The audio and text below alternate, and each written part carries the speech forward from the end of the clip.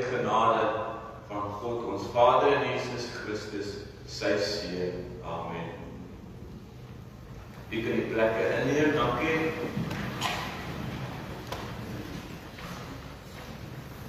Ons het laas jaar begin met die movie, fliek, video, ek weet nie wat noem mense deesdae net, gaan kyk en die ding se naam is The Forge.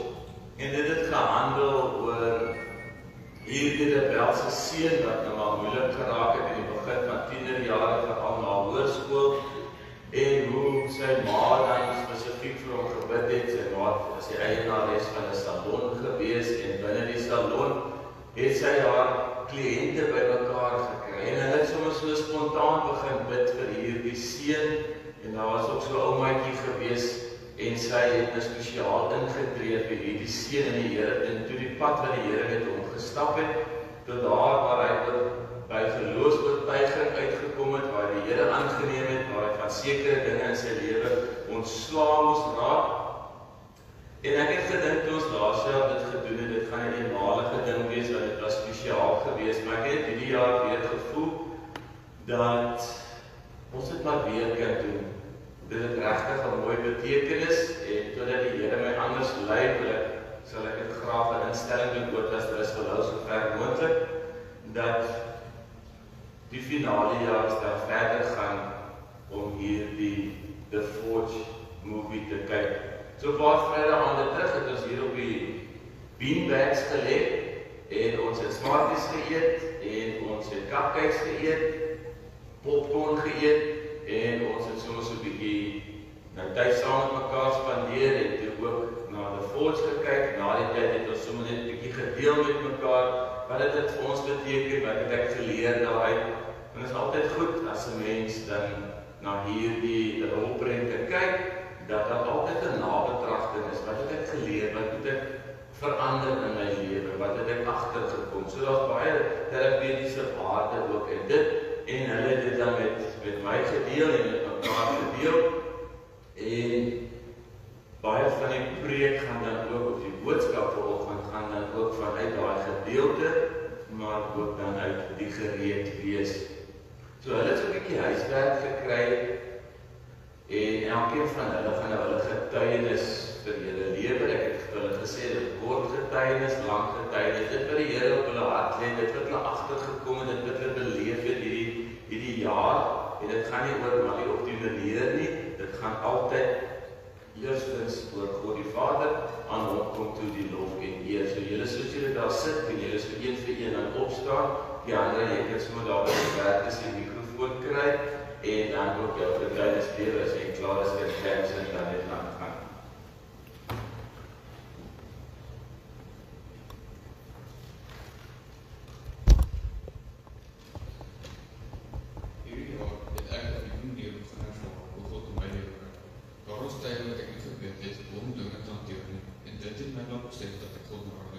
Ek het begin om meer te bid in my hart van my.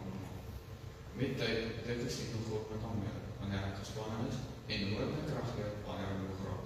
Ek het besef dat hy saam met my deur alles stap, selfs wanneer ek dit nie aan te draak sien nie. God het my geleer om meer op hom te vertrou, en om te weet dat hy regtig deel is van my lewe. Deur klein en groot dinge het ek ervaar hoe hy my dra en my geloof laat groei.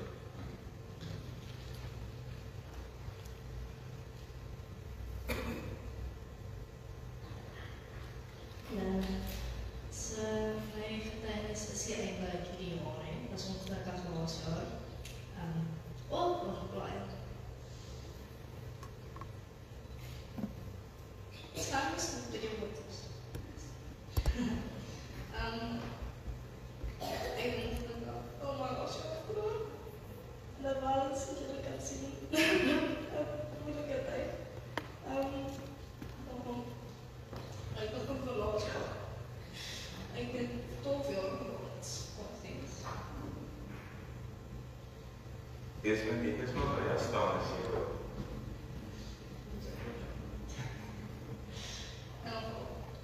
Ek het vir 12 jaar ons vanaf klein af, was my lewe, ek was sien. Sy het my terug gevra, en sy weet ons ek soveel te sê, toe laerskool begin van die jaar, toe bly iets vir my net sê, los dit. En ek kon nie verstaan nie, maar as my pa sê, ek wil ek los. Maar, dit aandoen my daarin, ek wil het los, en toe doen ek. En toe jullie, en toe besef ek dat as die Here, wat is hier in die partijskool, dat ek verwacht moet kan, sonder dat ek in die skool nie, of skool kinderwerd. En toe vandaag is het waar ek my dat die Here merk gekry het, en ons vind dat everything is voor een reason.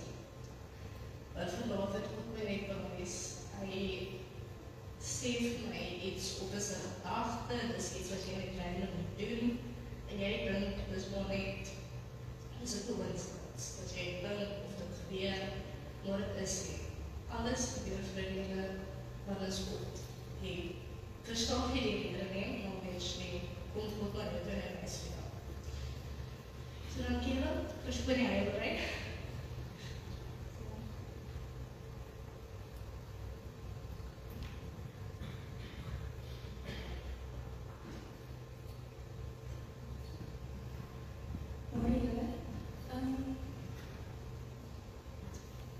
My getuienis het so 'n bietjie vroeër in die jaar gebeur. Ek was net besig in my kamer, ek sit op my bed en hierdie gedagte spring in my kop van wat is ek Christen?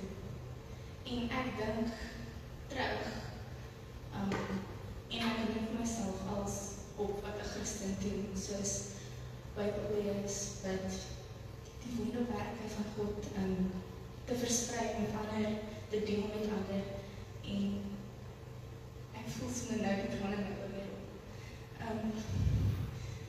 En ek dink aan al die goedjies, en ek besef, ek het te dikwels dit eintlik gedoen.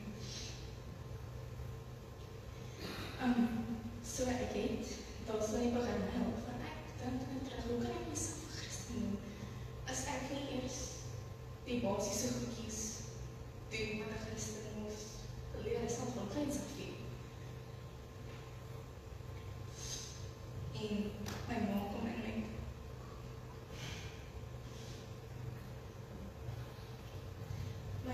my kamer in en sy sien my huil. En die eerste ding is my trots. Wat is ons wat 'n ma doen?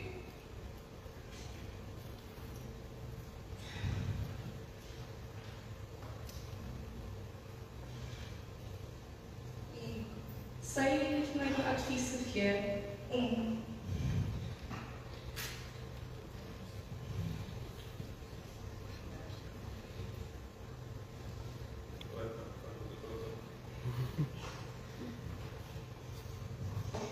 en sy het my geraad om en ek het weer begin Bybel lees en te bid. Sy sê vir my begin nie so by Genesis of by Psalms, begin net voor jy dink jy moet begin. So ek het begin Psalms lees. Dis die eerste boek wat ek nou begin lees het. En sy sê vir my, ek moet 'n vers onderstreep of highlight, wat vir my die meeste uitstaan. En dit is Psalm 1 vers 3. Ek kan nou 100% onthou nie.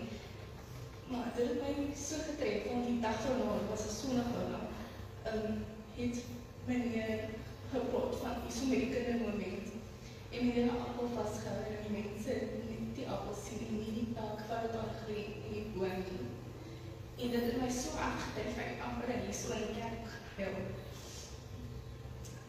Want my ma sê altyd vir my, niks is toevallig nie.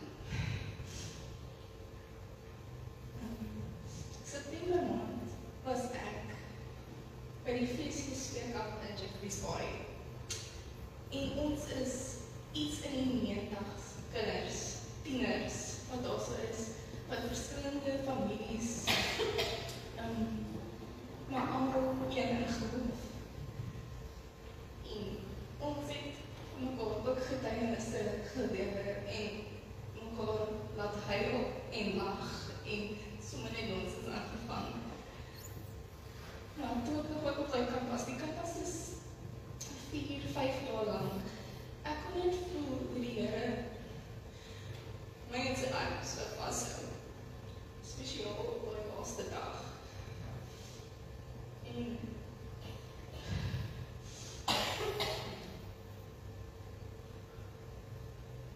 En nou wil ek maar net ook dankie sê aan meneer.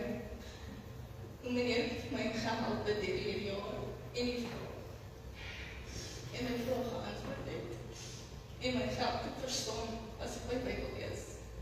En ek wil ook aan die Natasha net aan my sê, vir die pad wat hy so met ons gestap het, van sondagsskool nog nou die oorstuk. Ek gaan nooit dit vergeet nie. So, skies vir die dame en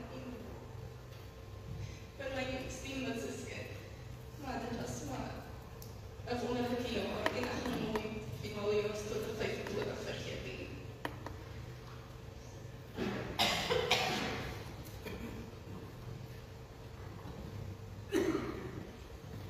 Hallo. Ek wil begin met vir my die begin van die jaar het dit baie gewissel met my en die huishouding. Eerlik te wees, dit was aan en af. My skuld, obviously. Want ek werk aan my verhouding en dan kom er 'n probleem of 'n situasie en dan stoot ek dit weg.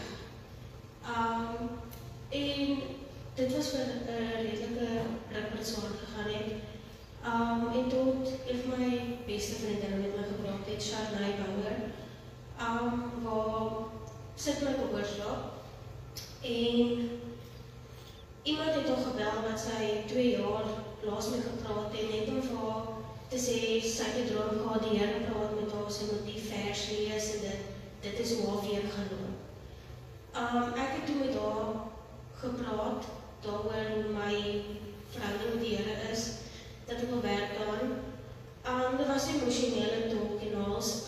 So, sy is nou nog besig om my te help om te werk. Dit gaan baie beter as wat het gegaan het. Dit het my lang gevat om te besef, die situasies en probleme wat ek gehad het. Moes ek die Here wegstoot, ek moes hom net meer nader getrek het in daai tye. Dis wanneer ek my meeste nodig gehad het en toe stoot ek hom net weg in daai tye.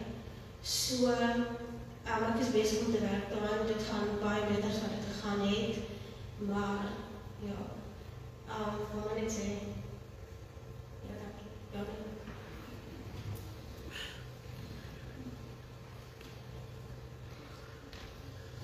Waar om te begin? As kind was ek nooit regtig seker gewees nie, maar wanneer ek siek geword het, het ek altyd in my bors getrek. Dit was eintlik nooit regtig so erg as haar bekommerd was nie. Toe kom 2020 en COVID-19 in die wêreld te stilstaan.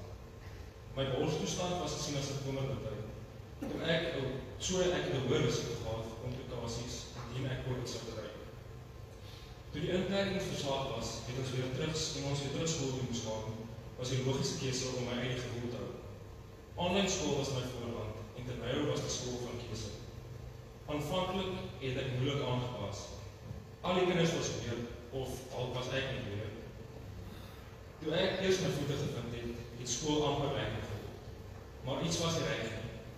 Ek het nie meer blootstelling aan vriende gehad nie. En alhoewel ons fisiese oefening opdragte op my toneel gedoen het ek ophou beweeg. Vir die volgende 3 jaar het ek basies die hele dag net gesit. Voor 'n rekenaar om skool toe te gaan en voor 'n rekenaar om huiswerk te doen en te leer. Die gevolg hiervan was dat ek geweldig baie gewig opgetel het. My selfvertroue het 'n knou gekry en ek het agter 'n brawe glimlag uitgekry. Ek was gedurig moeg en ongelukkig oor hoe ek gelyk het. En ek het ver van God af gevoel. In 2023 het ek tot die besef gekom dat daar verandering moet wees. In my hart, in my kop en in my lyf. Ek het begin om te oefen en om gesond te eet. Aan die begin het ek gedink, dit gaan net oor gewig verloor. Maar ek het gou besef dat ek nie dit op my eie kon doen nie. Daar was baie dae gewees wat ek wou opgee, maar ek gevoel het dit maak nie eens my saak nie. Maar ek het na God gedraai vir hom. Ek het gebid vir die wilkrag en die deursettingsvermoë en hy het my gedra. Nie een keer het hy my teleurgestel nie. Ek het geleer dat as jy jou lewe vir God gee, hy jou wys wat jy regtig nodig het. Om sterk te wees, nie net om sterk te lyk nie. Ek het besef dat hy by my is in elke klein oorwinning. Elke keer wat ek opgestaan het om te gaan journal, elke keer wat ek neergesê het vir iets wat my so terugloop. Dit het begin deurfilter na elke aspek So het ek nader aan God beweeg as ooit tevore. Ek het geleer dat hy groot wonderwerke doen, maar hy doen ook elke dag klein wonderwerke in my tieners lewe, selfs al is dit 'n dieet of 'n oefeningsseksie. In 2024 was ek terug skool, hierdie keer by regte skool. Vandag staan ek hier as 'n graad 11 leerder en ek voel rustig. Nie net omdat ek 40 kg verloor het nie, maar omdat ek vrede in God gevind het. Ek voel seker van wie ek is en ek weet nou waar my waarde lê. Nie in hoe ek lyk nie, maar op wie my gemaak het. As ek iets geleer het, is dit dat God jou kan verander op maniere wat jy nooit verwag het nie. Jy moet hom net vra om elke dag saam met jou te boek. Baie dankie julle vir hierdie spesiale oomblik wat julle dan ook julle geloofsreis saam met die Here met ons as gemeente gedeel het. Ons huil saam met julle, ons lag saam met julle, so saam met julle bely en ons gaan ook saam met julle bid en die pad ook verder saam met julle stap as gemeentelede. Baie dankie vir die geleentheid om so klein bietjie instap ook in julle geloofslewe te mag hê. Geliefdes, kom ons bring lof aan die Here en ons sing tot sy eer.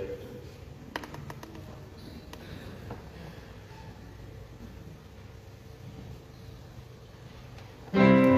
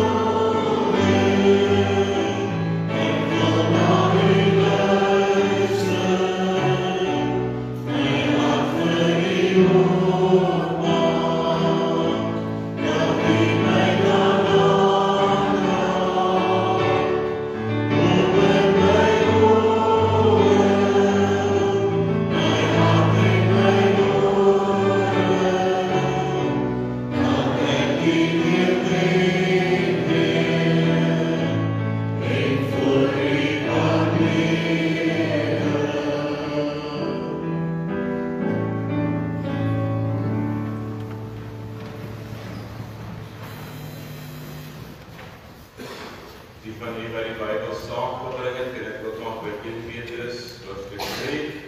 Ek wil maar net ook noem dat ons voortaan nie die 83 vertaling op die skerm gaan wys nie. Ek wil by aanloop om met die Bybelskerk te kom. Sou ek dan die 2020 vertaling gebruik op die boodskap, dan sal dit op die skerm wees. Maar asseblief kom, bring die Bybel saam, deel die Bybel saam met jou kind, saam met jou vrou, die persoon wat langs jou sit.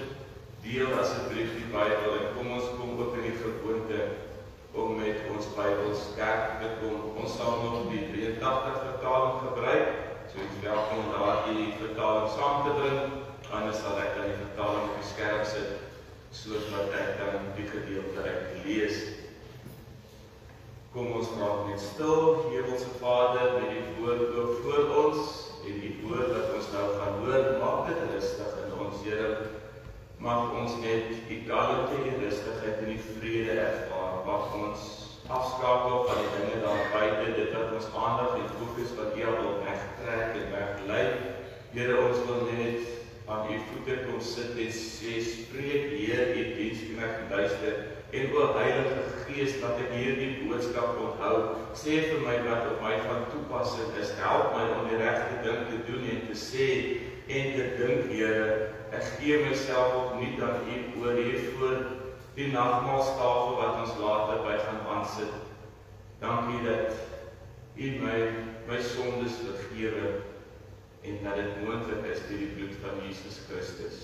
Amen.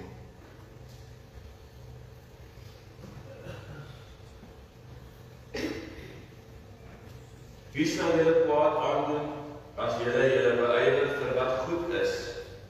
Maar selfs as julle sou ly omdat julle doen wat reg is, moet julle dit as 'n voorreg beskou.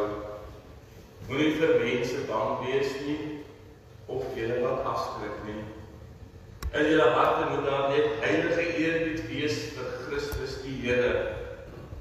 Wees altyd gereed om 'n antwoord te gee aan elkeen wat van julle verduideliking eis oor die hoop wat in julle lewe. Ek het net weer vers 15 lees, want dit is ons teksgedeelte in my boodskap, dan spesifiek aan julle vanoggend. In julle harte, nêrens anders in die kop of in die lyf of iets nie, in die hart moet daar net heilige eerbied wees vir Christus die Here. Wees altyd gereed om 'n antwoord te gee aan elkeen wat van julle verduideliking eis oor die hoop wat in julle lewe. Deur julle getuienis sien ons daar is hoop en ek raak jaloers as jou maat en ek sê, maar gee vir my ook daardie hoop, vertel van my van daardie hoop en daarom die aanvangswoorde en die tekswoorde vanoggend is wees altyd gereed. Maar doen dit met beskeidenheid en met eerbied vir God. Sorg dat julle gewete skoon bly, sodat die wat julle oor julle goeie lewenswandel in Christus belaste, daaroor skaam kry dat hulle kwaad van julle gepraat het. As dit die wil van God mag wees, dat julle moet ly wanneer julle goed doen, is dit beter so, as om te ly wanneer julle kwaad doen. Ook Christus het eenmaal vir sondes gelei, die onskuldige vir die skuldige, omdat julle na God, om julle na God te bring, Christus wat as mens doodgemaak is, maar deur die Gees lewend gemaak is. En so het hy na die geeste in die gevangenis gegaan en daar sy oorwinning aangekondig. Dit is hulle wat aan God ongehoorsaam gebly het, toe hy groot geduld met hulle aan die dag gelê het, in die tyd toe Noag die ark gebou het. Net 'n klein klompie in die ark, 8 in getal, is deur die water gered. Dit dui op die doop waarop julle net ook kan antwoord wanneer jy dan beloofdraak in die doopvond gaan sit. So hierdie gehoorsaamheid dui op die doop waarteen julle ook nou gered word. Die doop is nie 'n afwassing van veiligheid van die liggaam nie, maar 'n bede tot God om 'n skoon gewete en dit red julle op die grond van die opstanding van Jesus Christus. Hy is nou aan die regterkant van God, nadat hy die engele en magte en kragte aan hom onderwerf het en die hemel ingegaan het. Ons lees dan tot sover In julle harte moet daar met heilige eerbied wees vir Christus die Here, wees altyd gereed om 'n antwoord te gee aan elkeen wat van julle verduideliking eis oor die hoop wat in julle lewe. Hierdie vers is nie net 'n vers om te onthou nie. Hierdie vers is 'n vers om volgens te lewe, om jou lewenswandel volgens hierdie vers in te rig. Hierdie vers sê nie vir julle hardloop weg nie. Hierdie vers sê nie vir jou bly stil of wees bang nie. Hierdie vers sê nee. Julle is geroep om gereed te wees tot standvastigheid, tot getuienis wat ons nou aangehoor het. En mag dit so voortleef in julle lewens. En wanneer ons kyk, julle het geweet of my sakdoek te gee van moet my naam en goed, het dit al gesien, hulle het my dominee reël sakdoek te gee. En hulle het geweet ek gaan hulle vandag as hulle voorstel. So om te kyk na wat beteken dit om gereed te wees? Wees altyd gereed. En dit is my slagspreuk, dit is my onthou-vers van julle 1 Petrus 3 vers 15. En wat beteken dit om gereed te wees? En hier staan vir ons geskryf in hierdie vers, in julle harte moet daar net heilige eerbied wees. So wanneer ek gereed is ek gereed in my hart met 'n heilige eerbied.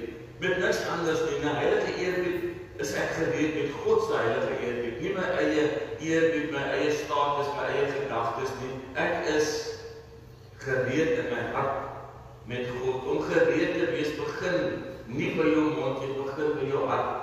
Want ons ken almal die gesegde waarvan die hart van vol is, loop die mond van oor. En as daar eerbied in my hart is, dan praat ek eerbied. En dan praat ek van Jesus Christus en niemand anders alleen nie. Wanneer Christus die Here is van jou emosies, van jou denke, van jou hele lewe, van jou keuses, dan is jy die brief wat almal na toe kom en sê, maar vertel ons van jou hoop, want hierdie vers sluit af met die laaste gedeelte van hoop. Verduidelik vir ons van die hoop wat in jou lewe. Nou as ek na julle toe kom en na enige iemand na ons toe kom en hulle vra hierdie selfde vraag, jy is 'n Christen. Verduidelik vir my van die hoop wat in jou lewe, in hierdie moeilike omstandighede, in donker omstandighede, in siekte, in finansiële verknorse werkloosheid. Verduidelik hoekom jy nog in staat is om te kan hoop. En dan sê hierdie vers vir ons, wees altyd gereed met 'n antwoord. Wat gaan u antwoord? Is julle in staat om te antwoord? Wanneer Jesus die middelpunt raak ons nie paniekerig wanneer mense vir ons hierdie vraag vra nie. Want ons antwoord nie vanuit ons eie wysheid nie, maar vanuit die verhouding met God gee ek hierdie antwoord vanuit 'n eerbiedige hart. Wat beteken gereedheid nog? Gereedheid met jou woorde. Wees altyd bereid om 'n antwoord te gee. Die evangelie word nie net geleef nie, maar ook gepraat. Dis hier boekies, die brood van die lewe wat ek vir ons jong mense gegee het. Om te sê, gaan uit. Moenie net gaan leef nie, maar gaan praat en gaan vertel vir iemand in jou boekie van Johannes staan waar Johannes 3 vers 16 wat so lief het vir die wêreld gehad. In jou boekie staan Johannes 1, dieselfde woorde wat in Genesis 1 voorkom, kom ook in Johannes 1 voor, en in die begin. En gaan vertel vir hulle van dit. Daar is wonderlike wat jou dade van jou Christenskap getuig, wonderlik, prys die Here. Maar dit is ook tye wanneer die mense vir julle vra, sodat julle kan verduidelik, in wie glo jy, waarop hoop jy, hoekom hou jy aan as ander opgee? Wat maak jou hoop anders as die hooploosheid van die ander mense? Woorde soos wees altyd gereed sê vir ons, moenie eers gereed maak wanneer die vraag kom nie. Leef in gereedheid. Leef reeds nou naby God, sodat hy in staat is om deur jou te praat. Laat jou geloof nie iets wees wat jy moet gaan soek nie, maar laat dit iets wees wat uit jou uitvloei, soos die vrug van die Gees. 'n soldaat gaan oefen nie op die slagveld sy kuns nie, hy oefen dit in die basis, en wanneer hy gereed is, dan gaan hy na die slagveld toe. En julle kan onthou die hele jaar het ek nog vir julle gesê, ek is nie hier om Bybelkennis met julle te deel nie. Dit was 'n klein persentasie gewees van Bybelkennis wat ons met mekaar gedeel het, en as ons vrae gevra dat ons dit so bes moontlik beantwoord, en ons het tot 'n antwoord gekom. Maar die hele jaar was dit prakties geweest. Gaan leef jou geloof uit, gaan praat jou geloof uit, kom sê vir die klas, wat het jy ervaar en wat het jy beleef? En dit weet dat ons 10 maande later uitkom by 1 Petrus 3 vers 15. Wees altyd gereed. En dan kyk ons na Bybelse voorbeelde. En ons begin met Dawid en Goliat, 1 Samuel 17. Dawid was nie 'n soldaat gewees, hy was 'n herder, 'n skaapwagter gewees, maar hy was gereed gewees om Goliat te face, om in die oë te kyk. Dawid was nie 'n soldaat gewees nie, maar hy het gesê, my Here red my uit die kloue van die leeu en die beer. Hy sal my red van Goliat. Hy is nie 'n soldaat, hy is 'n herder gewees, maar deur sy geloof kon hy Goliat aanvat. Hy het reeds gewandel met die Here. Al die sonnaskoolonderwysers, al die lig-apps en die boekies en die goeders wat jy geleer het en gelees het, is voorbereiding. Jy het reeds met God gewandel sodat jy vandag gereed kan wees om enige iets in die gesig te staar en ook enige iemand. Dat is die boodskap uit Dawid uit. Gereedheid kom uit in daaglikse verhouding met God. Nou gaan ons na Daniël wat aan God getrou gebly het. Hy was gereed om vir God te kies, selfs toe dit gevaarlik was. Ek gaan leeukuil toe. Hy het nie in die leeukuil begin bid nie. Daniël het reeds begin bid voordat hy in die leeukuil was. Dis hoekom die leeukuil gekom het. Hy het nie die dinge gedoen en toe, hier's nou moeilikheid, nou begin ek te bid nie. Voor die tyd het Daniël ook gebid. Voordat hy in die leeukuil gekom het, so daarom die boodskap wat ek vir julle het, jy is gereed wanneer jou geloof deel is van jou daaglikse lewe. En hierdie geloof is dan gebed 'n belangrike aspek. Ek het vir julle vrouens ook 'n voorbeeld uit die Bybel gehaal met Ester 4 vers 14 tot 16. In daai tyd was die geloof gewees, as jy sonder 'n afspraak na die koning toe gaan, dan was daar 'n goeie kans dat jy dit nie oorleef nie. Dit is jou laaste besoekie gewees. Ten spyte van hierdie gevaar het Ester gegaan, as ek moet sterf, dan moet ek sterf. Dis haar geloof gewees, is haar wees altyd gereed gewees, as daar 'n moeilike situasie is, as daar 'n krisis is, was Ester bereid gewees, as ek moet sterf, dan sterf ek vir my Here en my God. Dit kon haar alles gekos het. Die boodskap van Ester, gereedheid beteken om gereed te wees as God jou wil gebruik. Waarvoor dit is, dit weet ek nie. Dit was vir Noag om 'n ark te bou, dit was vir Ester om na die koning toe te gaan. Wees gereed en beskikbaar wanneer God jou roep. Sadrag, Mesach en Abednego, hulle het in die vuuroond beland, en toe hulle gedreig is of beveel is om dan in die vuuroond te gaan sterf, as hulle antwoord, my God sal my red, of ons God sal ons red, en as hy dit nie doen nie, sal ek hom nog steeds nie verloon nie. Sadrag, Mesach, Abednego het gesê, ons God sal ons red. Ek sal gereed wees vir die dood. Hulle was gereed met hierdie geloofswoorde. En die boodskap wat ons ontvang van Sadrag, Mesach en Abednego, gereedheid beteken om vir God te staan, mag nie saak wat nie. Al beteken dit dat jy in 'n vuuroond gegooi moet word, en al beteken dit dat ek sterf ek in die naam van die Here Jesus Christus.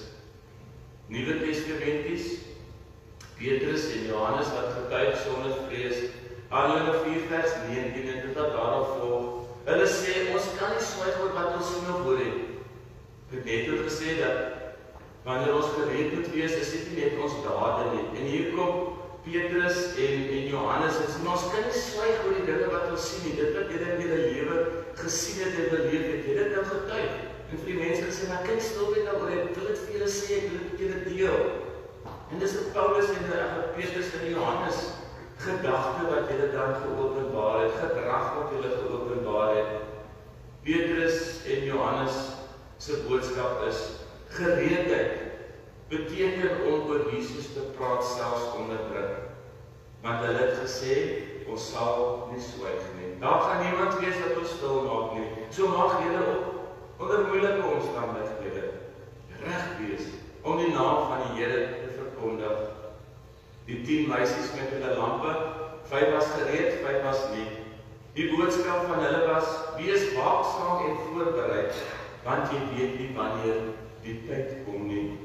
Moet of moenie wag om gereed te maak nie. Leef gereed. Leef gereed met jou olietjie, leef gereed met jou lampie wat brandend is. Jy's 'n ligdraer van Botas Busgemeente en die lig wat jy uitdra is die evangelie boodskap van Jesus Christus, sy geboorte, sy lewe, sy lyding, sy kruisiging, sy opstanding en sy hemelvaart. En dit is waarvoor julle dan gereed gemaak is en gereed is om te gaan uitdra. Jesus self sê vir ons in Matteus 26 vers 39, nie my wil nie, maar u wil. Al was die pad moeilik, was hy gewillig en gehoorsaam. En as ons kyk na Jesus se woorde in die tyd van Getsemane, dan kom ons agter, my hele pad wat julle van getuig het, was ook nie altyd maklik nie, was ook nie altyd maanskyn en rose nie, maar julle was gewillig en gehoorsaam aan God. Gereedheid beteken om God te kies bo jou eie wil. Om jou af te sluit, jy maak nie gereed wanneer die oomblik kom nie. Jy leef gereed sodat jy nie op bang te wees wanneer die oomblik kom nie. Jy maak nie gereed vir die oomblik nie. Jy leef gereed sodat jy nie op bang te wees vir wanneer die oomblik kom nie. Ek sluit af met die boodskap van hoop, waarin hier die versie ook afsluit met die lewende hoop wat in julle is. Mense smag nie net na antwoorde nie, hulle smag na hoop. En hoop is nie net 'n teorie nie. Hoop is in persoon Jesus Christus, wie julle leer ken het en wie julle leer liefkry het. En vir wie hy is ook baie lief vir julle. Jy dra nie iets in die wêreld rond wat die wêreld kan koop, van jou steel of naboots nie. Finaaliaars, julle is gereed om te wees wie julle moet wees in jou huis, in jou skool, in jou verhouding, daar waar die Here jou geplaas het, daar waar die Here jou stuur. Weet dat jy gereed is. Gereedheid beteken nie om alles te weet nie. Gereedheid is om hom te ken wat alles weet. So daarom hoef jy nie alles te ken nie. Jy ken die Here jou God wat almagtig is, wat alomteenwoordig is en wat al die antwoorde het. Want 'n Christen wat gereed is 'n bruikbare Christen. En daarom bring ons aan God al die eer en al die lof dat hy julle gereed gemaak het vir hierdie dag en mag julle as ligdraers verder sy naam gaan groot maak en uitleef. Amen. Ons luister na die volgende lied. Dit is dan ons gemeente se lied aan julle. Julle daar julle geskenkies sien, dan sien julle ook daar so 'n nota dingetjie. As jy nou met die foon gaan en jy scan op hom, dan gaan hy jou na Spotify toe vat. En Spotify gaan vir jou die liedjie speel. So jy hoef nie eers te gaan Google of Facebook gaan nie. Jy vat net jou foon en jy scan dit en die liedjie beweeg in my speel vir jou.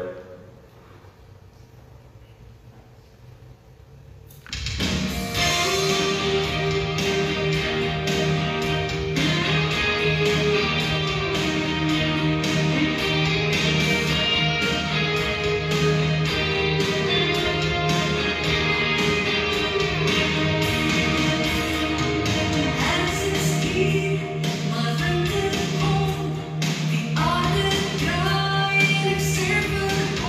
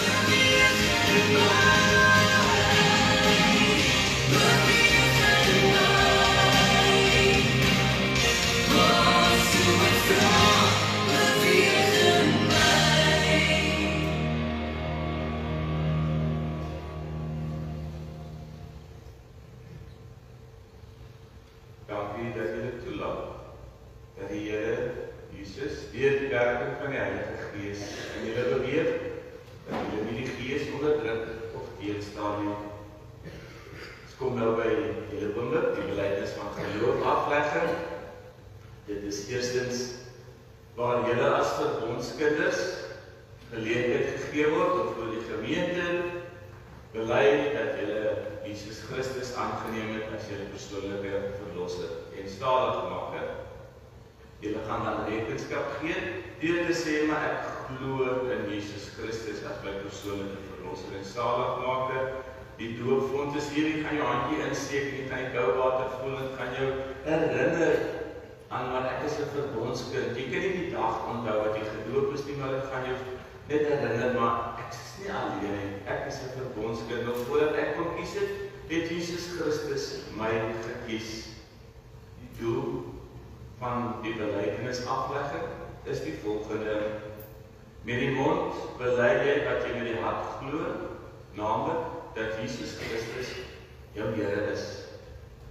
Dit is 'n belofte wat jy maak om hom alleen te vertrou en om te lewe volgens sy woord. Getrou deel te neem aan die eredienste en die ander aktiwiteite van die gemeente. Om te volhard in gebed, om te alle tye God toe te laat om julle lewe terug te lei en toelaat dat hy julle sal ondersteun en bystaan en ook julle skuilplek en julle toevlug wees. Voorts beteken die openbare belydenis van geloof dat julle verklaar dat dit julle opregte voorneme is om in die geloof te volhard, dat julle einduit getrou sal bly aan die Ou Testament en die Nuwe Testament soos opgeteken in die Bybel en dat die Heilige Gees julle sal bystaan. En hiermee saam is daar ook die tema prent wat ons op die skerm gehad het. Hy sal dit weer nog eenmaal verskyn en daar staan, of daar is die foto van die kouse. Daar's 'n foto van tandpasta, daar's 'n kruis en daar is 'n woord, die woord van die Here. As jy die kousies aantrek, of dit nou regte kousies is, of dit nou sy kouse is, mag julle dink en herinner dat ek gereed wees vir dit wat die dag voor lê. Mag die Here julle dan gebruik as instrument. Julle 5, julle die kerk wat sommer maklik oortuig van julle kennis in die woord van die Here Jesus Christus en dat julle lewende getuies van hom is en daarom in die kerk maak met groot blydskap toestemming verleen dat julle belydenis van geloof kan aflê. Ek gaan vir julle vra om op die volgende 4 vragies te antwoord. Dit gaan julle doen wanneer julle vorentoe kom. En eerste, glo julle die leer van die Ou en die Nuwe Testament soos dit opgeteken is in die woord van die Here. Ten tweede, beloof jy om as lidmaat van die gemeente van Christus deur sy genade in die belydenis van die leer tot die einde van jou lewe te volhard en alle leerlinge wat daarvan afwyk te voortwerk. Dit beteken wanneer dat jy getrou gaan wees aan wat jy beloof het, die eerste belofte, die Ou Testament en die Nuwe Testament, dat jy sal volhard daarin en dat jy as lidmaat van hierdie gemeente of daar waar die Here jou gebruik, die belydenisskrifte sal uitleef. Die derde, bely jy dat die Here Jesus Christus jou persoonlike verlosser en saligmaker is en dat jy hom liefhet. Den laaste, beloof jy om jou te onderwerp aan die kerklike tug. Dit is waar ons as gemeente in liefde tot jou nader, jou help en jou bystaan. Ek gaan nou elkeen na vore roep en na onderkom staan en soos ek jou roep, gaan hulle die foto op die skermpie sit. Ek sien die fotograwe en die kameramanne en almal kan nader kom. Skyla pas Jordan. Weet jy dit? Dis nie goed nie.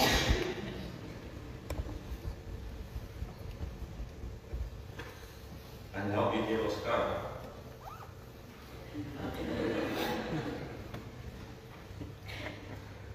Goed. Die andere theorie, Sy gunsteling teksvers op die skerm is dan Jeremia 29 vers 1. Ek weet dat ek vir julle beplan het, sê die Here, voorspoed nie teëspoed nie.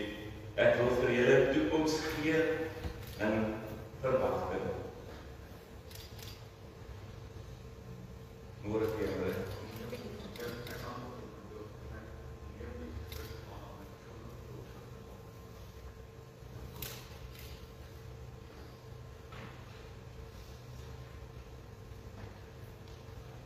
Denson Comfort se versie is Psalm 45 vers 6. God is within her, she will not fall. Goeiemôre Denson.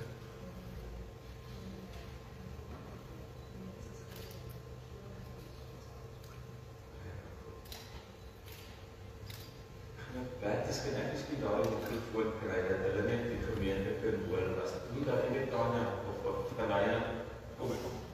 Kry by kom. Here gaan 'n bietjie preek.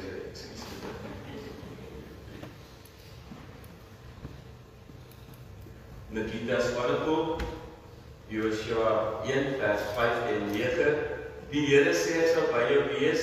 Ek sal jou nie in die steek laat nie, jou nie verlaat nie. Ek self gee jou die opdrag. Wees sterk, wees vasberade, moenie skrik nie, moenie bang wees nie, want ek die Here jou God is by jou oral waar jy gaan. Goeiemôre Nikita.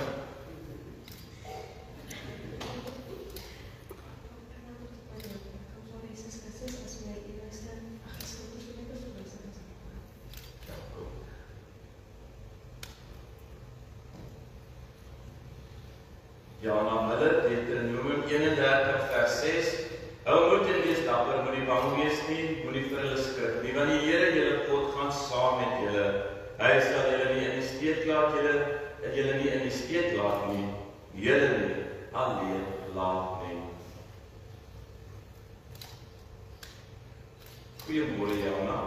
Nee, ek antwoord op my dood en ek neem Jesus Christus aan as my persoonlike verlosser en zaligmaker. Ja, kom. Johannes van Zyl 1 Petrus 5 vers 7. Werp al julle bekommernisse op hom, want hy sorg vir julle.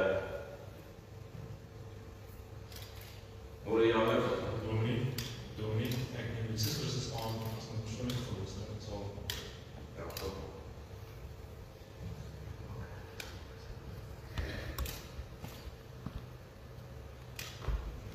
Vir julle wat hier is, wil ons as gemeente julle aanmoedig om te volhard in die goeie stryd. Trek die wapenrusting van God aan en weet dat die gemeente altyd daar is vir julle om julle by te staan en te help en ook te bid. Gemeente van Botasrus aanvaar hierdie 5 jong mense as volwaardige lidmate, beleidende lidmate van ons gemeente. Bid vir hulle, lei hulle, ondersteun hulle in hulle werk wat hulle doen en mag ons in liefde saam met julle die pad stap, want daar staan vir ons geskrywe, as julle mekaar liefhet, sal almal weet dat julle my disippels is. En dankie dat ons hierdie jaar kan agterkom en weet en glo en seker wees dat julle Jesus se disippels is. Hemelse Vader, baie dankie vir die voorreg om vanoggend hierdie belydenis van geloof te kon waarneem en deel te wees van hierdie besondere klompie jong mense. Here, dat ons diens ingelei met hulle eie getuienis, hulle sluit ook hierdie belydenis van geloof af met hulle woord, wat hulle sê, ja, ons antwoord op hierdie 4 beloftes, Here. Ja, ons neem Jesus Christus aan as ons persoonlike verlosser en zaligmaker en ons word herinner aan ons doop. Ons is verbondskinders, ons is u kinders en niemand kan ons uit u hand ruk nie. Dankie Here dat hulle daardie gebed kan bid. En dit is slegs moontlik gemaak deur die liefde van God die Vader en Jesus Christus sy Seun en die werking van die Heilige Gees in hulle lewens. Amen. Ek gaan die ouers na vore roep. Ek gaan dan eers die hande, dis Kobus en Jolanda, of julle,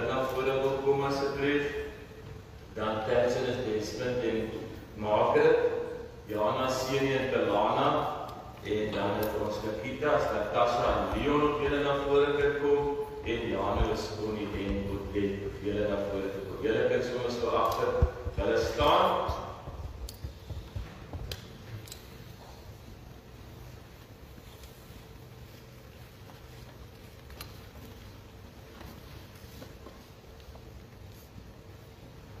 Ek hoop julle het 'n sakdoekie of ietsie saamgebring. Ek gaan nou hierdie kant by die ander staan. Deel van die rolprent wat ons na gekyk het, was gewees waar ons die swaard, of waar hulle die swaard regop gehou het, voor hulle uitgestrek. Galasiërs sê vir ons, dat die swaard is die woord van God, en dit het groot krag, om te onderskei is reg of verkeerd, en om ons by te staan. En hulle het vandag nou voor ons almal as getuies bely, dat hulle dan hierdie stryd gaan voortsit en dat die swaard uit die skede uitgetrek gaan word. Maar ons weet, dit is nie altyd maklik nie.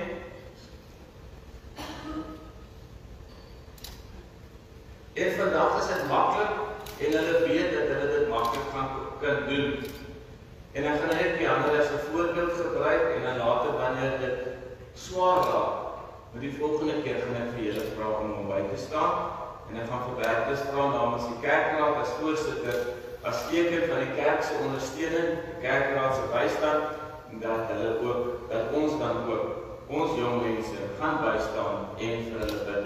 So vandag is 'n belydenis van geloof afleg, want dit is baie maklik, en jy gaan die swaard maklik kan dra, en ons het krag om die geveg elke dag voort te sit. Ons moet bietjie verder kyk.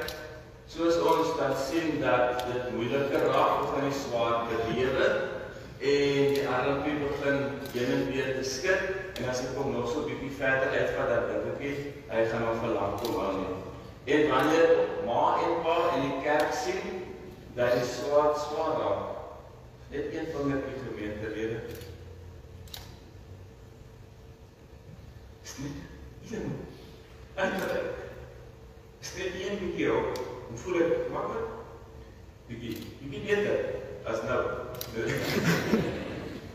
So daarom gaan ons nou die oefening op weer doen met jou skies. Maandag, julle gaan plek inneem hier, en Bertus, ek gaan vir jou vra om dan ook daar in te neem. Miskien moet ek sommer vir 5 kerkraadslede, 5 ouderlinge vra om sommer hier te kom staan, dat julle elkeen 'n voorreg het om dan deel te wees, om net te wys, maar ons as kerkraad ondersteun hulle. Bertus, om jou aan, Konrad, Leo, John. Ook is nie dames gebruik, en julle kwaad is om met die dames gebruik, excuse. Julle is so by elke keer, of ja, staan so hier so, en dan soos hulle eerkom. Dat is nie onderlinge Is onderlinge. Goed, geliefde gemeentes, die ander het belydenis van geloof afgelê, hy het daardeur besluit, hy neem sy kruis op, en hy is bereid om vir Jesus te veg en opstaande te bly.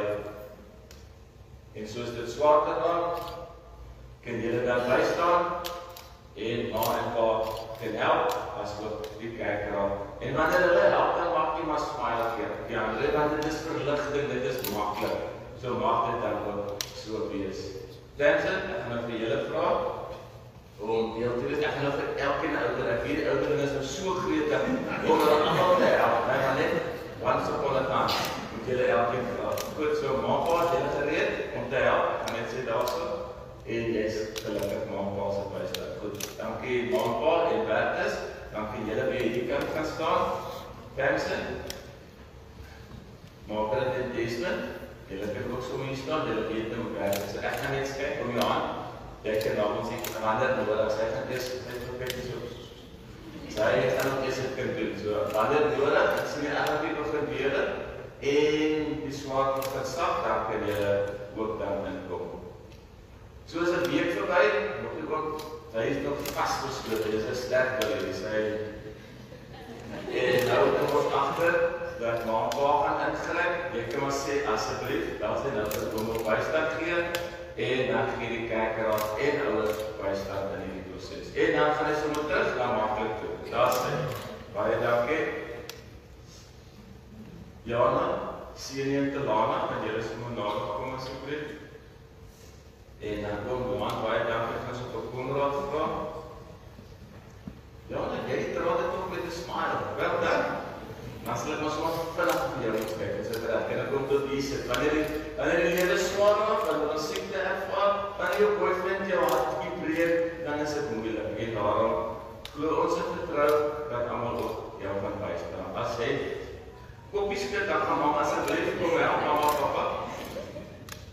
En dan lig hulle jou op, die punt, en dan skryf jy weer terug na ek sien kans vir die lewe.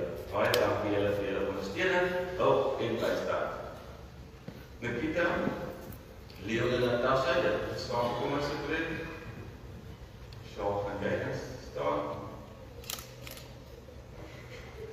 Goed, so vandag, smiles, vol krag, pappies geëet, weg, geestelike voedsel is ingeneem, en dan kom die ou duiwel en hy laat ons twyfel, en die party dinge, en ons sukkel om regtig deur die dag te kom. Ons is sommer dalk eers lus om op te staan. So as jy skit, dan kan mamma, pappa maar by staan, daar sê asseblief mamma, pappa, en die kerkraad staan by, en dan lig ons jou, sodat jy ook weer kan sien om met asem te haal, en te gaan doen wat die Here op jou hart lê. Jaarliks gaan daar vir Connie en Odette om na vore te kom, en Leo, ek dink ek nog sommer op die punt sit vir jou. Ek kom ons, ja. Goed. Ja, dan gaan soms so 'n bietjie skyk vir die ander. So, mag jy dan ook in hierdie tyd die krag van jou ouers ervaar beleef deur gebed, mag jy ook by die kerkraad sit gebede en ondersteuning vir bystaan. En as jy dan reg is, dan kan jy koppie knip en mamma en pappa sal instaan en bystaan en die kerkraad sal ook vir jou bid. En ons sal vir jou vra dat die Here vir jou die krag sal gee om ook jou dag te voltooi. Baie dankie julle. Ek vra dan net, julle staan net so die ouers asseblief, drie sommer daai saamvat voor iemand se oë. Ek gaan vra vir die kerkraad en vir die jeugkommissie dat hulle dan hulle geskenkies namens die kerkraad en die jeugkommissie aan julle oorhandig en dan daar hulle ook vir elke ouer vra. Ons het vir die kinders ook 'n kersie met hulle naam op dat julle dan die kersie sal aansteek as ligdraad, as die lig in vandag se lewe wat hulle dan gaan uitdra. So die met wie dan gereël is van die kerkraad, ook die voorsitter, Wensel, jy's die jaarvoorsitter of wie spesiaal is die jaarvoorsitter, ekskuus. Of julle dan namens die kerkraad het geskenkies kan oorhandig en dan die jeugkommissie met die saak gereël is asseblief.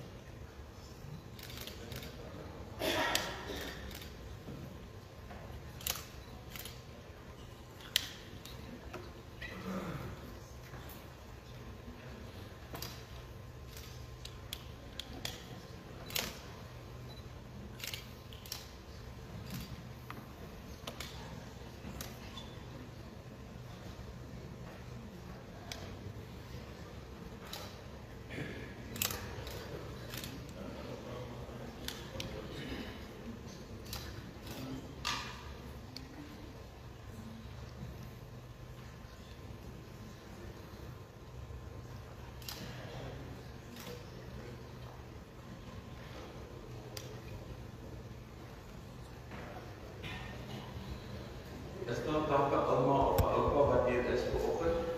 As julle dalk kan opstaan en net vir jou kleinkind op die waterbottel aangee, as haar 'n broer of 'n suster is, dan is julle ook welkom om dit te doen. Dan gaan ek net vra dat daar 'n oupa of 'n ouma is wat ook die laaste geskenk aan die kleinkind sal oorhandig.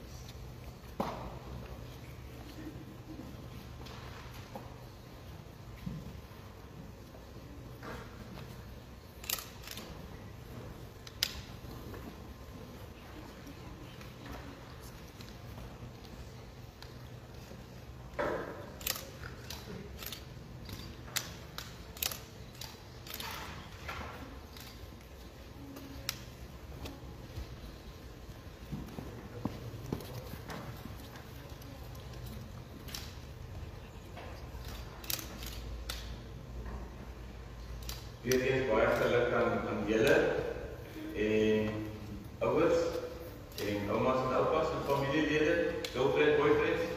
Wees nou trots op julle lewensmaat en moenie van hulle dinge verwag wat hulle nie kan doen nie.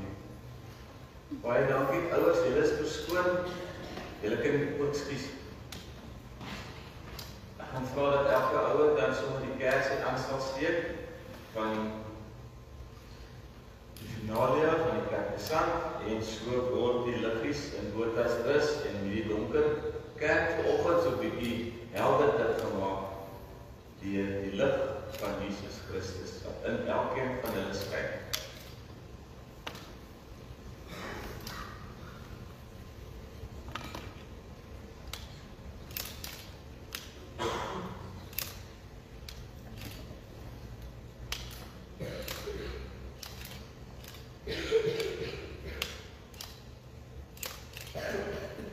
Mag dit weer 'n spesiale oomblik wees, mag julle liggies lank en helder skyn en weet dat dit nie julle lig is wat skyn nie, maar die Here se lig wat nie uitgedoop kan word nie, deur julle skyn. Ouers, baie dankie. Julle kan julle geskenkies vir mamma en pappa gee. Julle mag julle liggies doodblaas ook. Ons gaan net weer aansteek met 'n fotootjie of so, maar kom ons keer terug na julle spesiale oomblik toe. Terwyl hulle nou so verbaai sê en ons 'n bietjie druk, gaan ons dan vir Bertus vra om ons ook 'n lied vir hulle te sing. Na Bertus gesing het, sal ons die tafel in gereedheid bring en die finalia's gaan dan aan tafel sit. So julle kan net so rustig staan terwyl Bertus dan vir julle gaan sing, tafel in gereedheid gebring word en julle die plekke inneem aan tafel.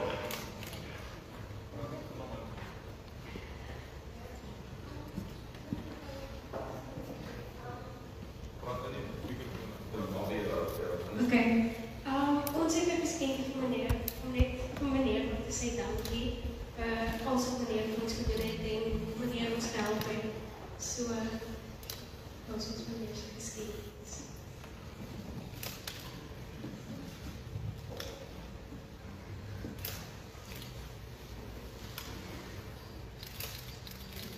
Baie dankie, ek gaan net vir elkeen baie dankie sê wat weer baie dankie.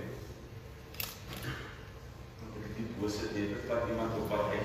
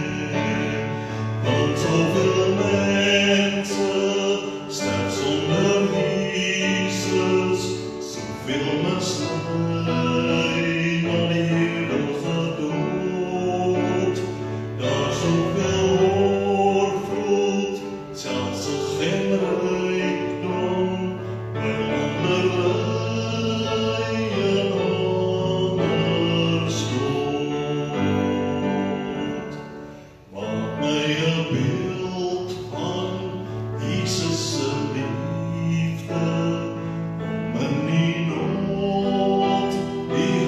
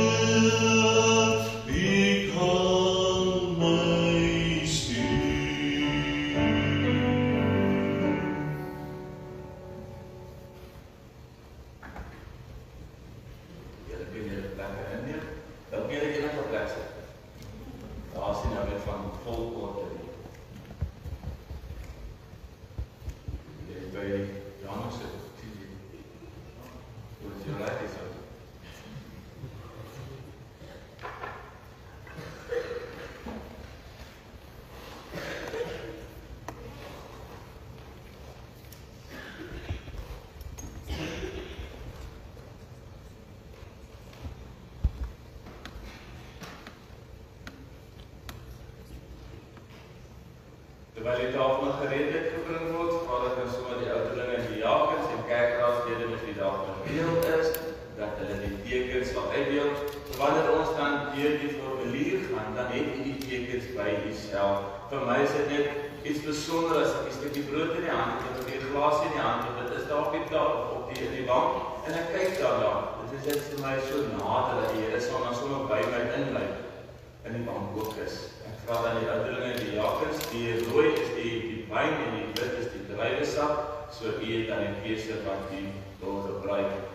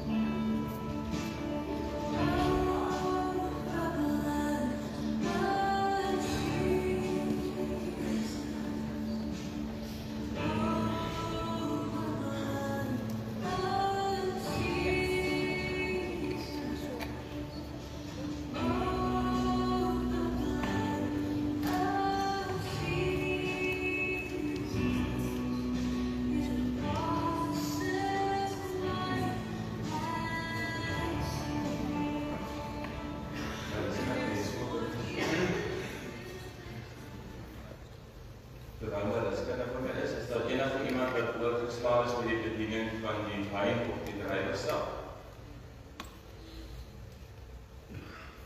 Daar iemand wat oorgeslaan is met die bediening van die brood.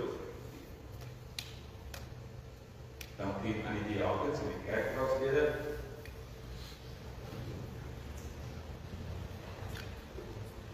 Geliefdes, die nagmaal is 'n belangrike oomblik in elkeen van ons as Christus se lewe. En Paulus sê ook, ons kan dit gebruik so gereeld as wat ons nodig mag ag, met die nodige respek en dankbaarheid vir wat Jesus vir ons elkeen gedoen het. Ek begin net deur te sê, die Here self het nagmaal ingestel en Paulus getuig self daarvan. Hy sê, ek het van die Here ontvang wat ek ook aan julle oorgelewer het. Die Here Jesus Christus het in die nag waarin hy oorgelewer is, brood geneem en nadat hy God daarvoor gedank het, het hy dit gebreek. Dit is my liggaam, dit is vir julle. Gebruik dit tot my gedagtenis. Net so ook het hy na die maaltyd die beker geneem en gesê, hierdie beker is die nuwe verbond, wat deur my bloed beseël is, gebruik dit elke keer as julle daaruit drink tot my gedagtenis. Elke keer as julle van hierdie brood eet en in die beker drink, verkondig julle die dood van die Here totdat hy kom. Die nagmaal is 'n verbondsmaaltyd wat ons as verbondskinders vereenselwig met God, dat hy ons eerste uitgekies het, dat ons nie God gekies het nie, maar dat hy vir ons sondes aan die kruis gesterf het, vir elkeen wat glo, wat aan die ewige lewe sal hê. In die eerste plek is die nagmaal 'n gedagtenismaaltyd. Die Here het dit ingestel en het daardie aand het hy gesê, gebruik dit tot my gedagtenis. En in die nagmaal oordink ons en verkondig ons die dood van die Here Jesus Christus. Ten tweede is die nagmaal 'n waarborg. Hoekom noem ons dit 'n waarborg? Want Jesus self het gesê, dit is my liggaam, dit is my bloed. Ek gee my liggaam vir julle, gee my bloed, sodat julle wat glo die vergifnis van sondes kan ontvang. Die derde is die nagmaal 'n viering van die gemeenskap met die lewende Here en met mekaar. In gemeenskap sê ons vir God, ons is een in lewe, een in sterwe en een in opstanding met U Jesus. Daardie dag toe U gesterf het, het U vir my gesterf. Maar dit bly nie by die sterfte, dit gaan oor na 'n opstanding. Ons is een in lewe met U, ons is een in sterwe, maar ons het saam met U die dood oorwin en U maak dit vir ons moontlik. In die vierde plek verkondig ons die nagmaal as 'n toekomsverwagting. Ons gebruik die nagmaal hier om ons geloof te versterk, maar ook met die wete dan kom 'n dag soos deur God bepaal dat Jesus gaan terugkom na die aarde toe om ons te kom haal. Die wat gered is, gaan dan saam met hom, en die ongeredde gaan nie saam met die Here Jesus Christus nie. Dit is die dag wat die Here bepaal het om sy kinders te kom haal. In die vyfde plek verkondig ons dit as 'n vreugdefees. Alhoewel ons kyk na die dood van Jesus as innige lyding, bring dit vir ons nuwe hoop. En dit skep vir ons 'n toekomsverwagting. En hierdie toekomsverwagting en nuwe hoop laat ons bly wees van binne en dit vul ons met die vreugde. En ten slotte is die nagmaal 'n dankbaarheidsfees. Here Jesus Christus, baie dankie vir wat U vir my gedoen het, wat U vir my beteken het. En vandat Jesus hierdie woorde ingestel het in die pad wat ons geloop het, om by dankbaarheid uit te kom, mag ons opnuut hierdie tekens sien as die liggaam van Jesus Christus wat vir ons gesterf het, en die wyn of die druiwesap as die bloed, die afwas, die skoonwas, die reiniging van sondes. U het die tekens ontvang. Dit is my voorreg om u na die nagmaalstafel toe uit te nooi. Nagmaalstafel is 'n uitnodiging vir die gelowige om te kom aansit vir wat Jesus Christus vir elkeen van ons gedoen het. Ons het reeds in die week al gebid vir selfondersoek, dat wanneer ons by hierdie oomblik kom, wanneer ons voetjies onder die nagmaaltafel insteek, wanneer ons die tekens in ons hande het voor ons het, dat ek weet, Here, Daar is niks te groot vir u wat u nie reeds voorgesterf het nie. En ek kom bely dit nou vir u, kom laat dit aan die voete neer, en wanneer ek die brood eet, dan glo ek dat dit u liggaam is wat vir my sondes gesterf het. Wanneer ek die wyn of die druiwesap drink, dan glo ek in die beker van danksegging dat dit u bloed is wat my sondes vergewe. Om nou die seën van die nagmaal te kan ontvang, is dit nodig dat ons elkeen in die teenwoordigheid van die Here self ondersoek. Ek gee geleentheid dat ons net onsself sal ondersoek, daarna sal ons geloofsbelijdenis opsê, hardop staande opsê, en wanneer ons dit gedoen het, dan kan ons gesamentlik die tekens gebruik.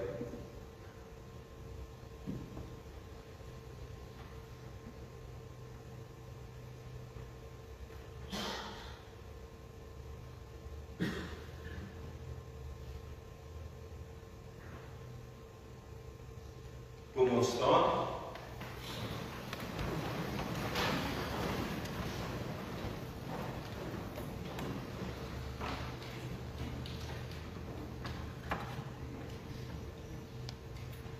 Ek glo in God, die almagtige Vader, die skepper van die hemel en die aarde, en in Jesus Christus, sy eniggebore Seun, ons Here, wat ontvang is van die Heilige Gees, gebore is uit die Maagd Maria, wat gelei het onder Pontius Pilatus, gekruisig is, gesterf het en begrawe is, en ter helle neergedaal het, wat op die derde dag weer opgestaan het uit die dode, wat opgevaar het na die hemel, en sit aan die regterhand van God, die almagtige Vader, van waar hy sal kom om te oordeel, die wat nog lewe en die wat reeds gesterf het.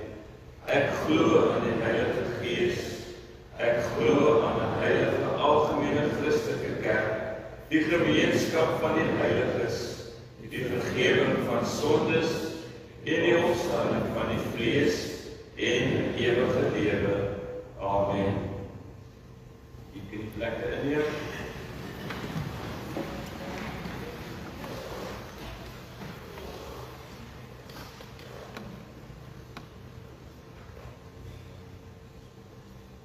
Jy kan die brood neem. Wanneer jy die brood neem, dan neem jy dit uit vrye wil en vrye keuse. Neem dit, dink daaroor, glo en weet dat dit die Here Jesus Christus se liggaam is, wat vir jou sondes aan die kruis gesterf het.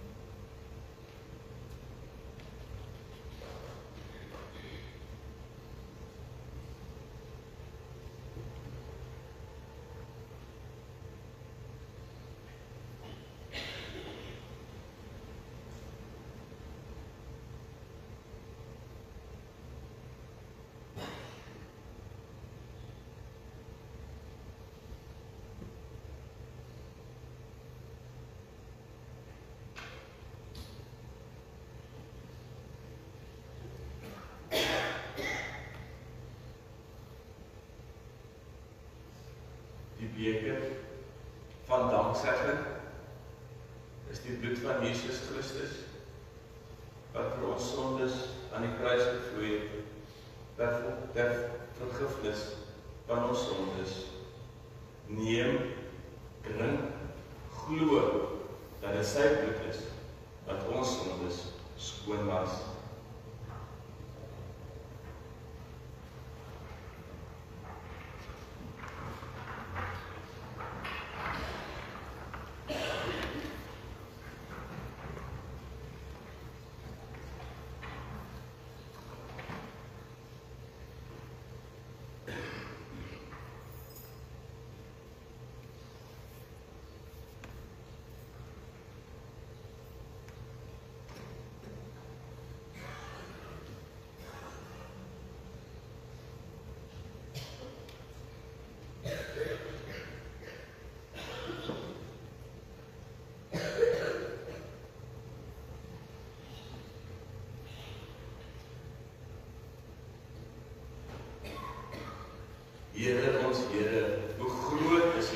naam, dit is waarmee ons begin het met die woordneem, Here.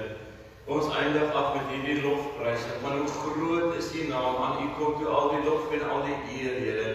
Baie dankie vir hierdie oomblik. Dankie dat ons hierdie oomblik kan vier as gevolg van U liefde en Jesus se genade en die werking van die Heilige Gees wat ons tot sonde besef gebring het om U te aanvaar as ons persoonlike verlosser en saligmaker. Here, waarlik aan U kom toe al die lof en al die eer. Help ons dan om 'n lewe van dankbaarheid te leef. Ons het ook ons nagmaal begin met 'n instelling van U dat dit 'n gedagtenismaaltyd is. Dit is U woord, dit is 'n vreugdefees. Dit is 'n gemeenskap met U en met ons mede-heilige vriende. Here, mag ons dan so afsluit met dankbare harte. Mag ons gaan leef uit dankbaarheid. En Here, dankie dat ons werklik nou kan sê dat ons gereed is. Wees altyd gereed. Ons is nou gereed, Here, gebruik ons om die koninkrykswerk te doen. In die naam van Jesus Christus alleen. Amen.